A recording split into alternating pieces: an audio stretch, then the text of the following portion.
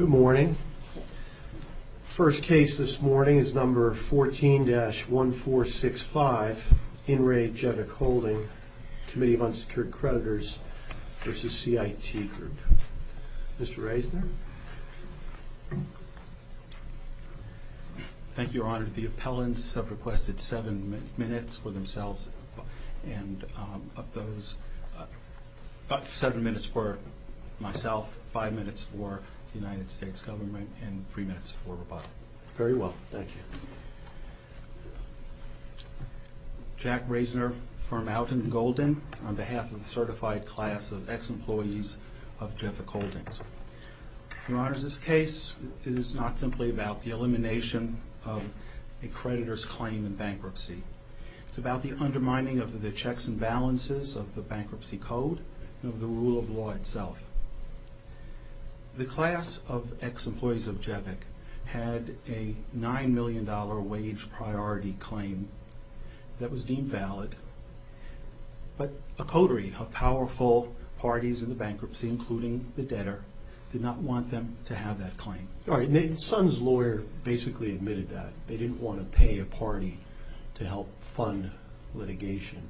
I think we understand the facts, but what prohibits these structured dismissals? The structured dismissal is premised on the power of a judge to take away a property that belongs to a party, to a creditor, to eliminate it entirely, not just to reduce its priority status, but to take it away. There is no such power that is accorded to any judge under any rule of law just to do that. I'm sorry. Go ahead. No.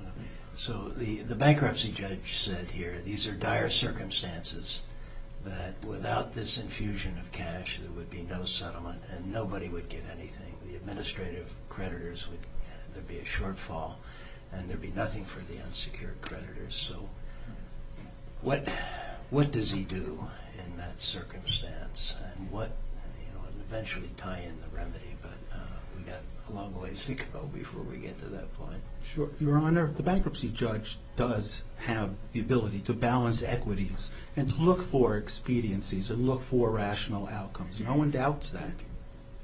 But nothing gives the bankruptcy judge to act on that and to take away someone's claim entirely in order to balance the equities or to get to some practicable result. Well, he effectively applied the Martin factors. In fact, you're effectively arguing those here today, aren't you? And don't 3 of the Martin factors weigh against you?